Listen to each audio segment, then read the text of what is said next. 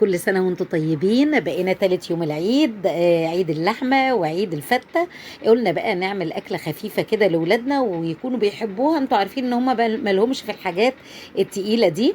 جبت صدور فراخ وقطعتها كده زي ما انتوا شايفين، وفرمتها فرمة تكون خشنة مش فرمة ناعمة قوي. وبدأت أفضيها بقى في البولة بتاعتي، وحطيت عليها كيس من الفيجيتار الحار، لو حباه بارد ماشي، نص كوباية من البقسماط، نص معلقة من الملح، ومعلقة من توابل الفراخ، وربع معلقة من الفلفل الأسمر عشان ما يغيرش اللون، ونص كوباية من اللبن. دي كل مكوناتي الجافة والسائلة هتتحط على بعضها. البقسماط هيشرب اللبن، وهنحطها شوية في التلاجة، ونبدأ بقى نشوف الكفر بتاعنا هنعمل فيه ايه. عندي كريسبي خشن هنعمه كده، اديله خبطة ولا خبطتين في الكبة بتاعتي، وبعدين اعمل الخلطة السائلة. عندي بضاية، شوية ملح وفلفل، هنحط عليهم نص كوباية من اللبن، وابقى كده عملت الايه الخلطة السائلة. هنجيب بقى الفراخ بتاعتنا او الكفته بتاعتنا، بقى كفته بشكل جميل كده، قطعيها وقسميها وشكليها زي ما انت عاوزه. انا عملتها زي بانيه اطياب علشان يبقى شكل المنتجات اللي بيحبوها من بره جاهزه، وعملتها لهم من بدري كده، وقلت النهارده بقى ياكلوا ايه؟ سندوتشات. قطعتها بالشكل ده، تعمليها بقى شكل بيضاوي، تعمليها شكل الكفتة، أصابع الكفتة العادية، زي ما تحبي خالص. معاكي طبق مية كده علشان ما تلزقش معاكي، وتبدأي تشكلي زي ما انت عاوزة بارتفاع بسيط، يدوب يستوي في التحمير. هنعملها بقى زي ما انتوا شايفين كده، زي ما قلتلك أي شكل، وهتحطيها في الفريزر شوية تمسك نفسها علشان تتعاملي معاها وانتي بتحطيها في الكريسبي وبتحطيها في الخلطة السائلة.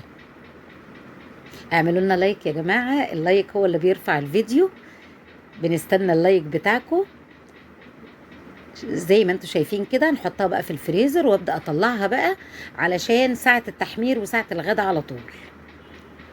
هنحطها في الخلطة السائلة بإيد، والإيد التانية الخلطة الجافة علشان ما نعجنش الدنيا.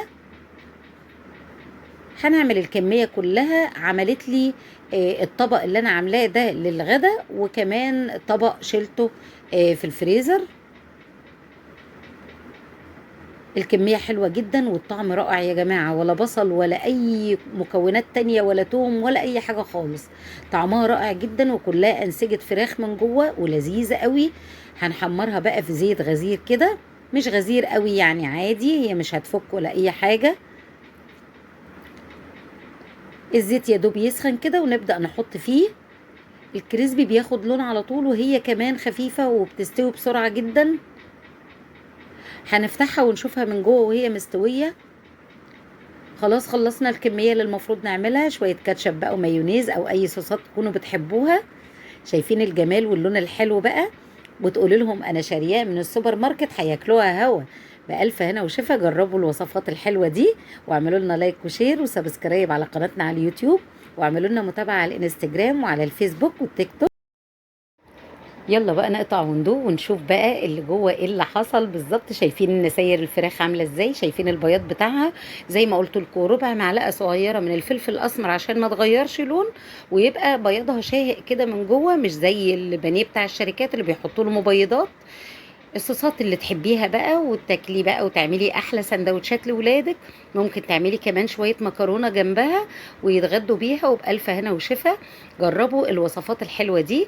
ولو انتوا شايفيننا لحد دلوقتي، هقول لكم تاني ما تنسوش اللايك. شكرا ليكم، والسلام عليكم ورحمه الله وبركاته.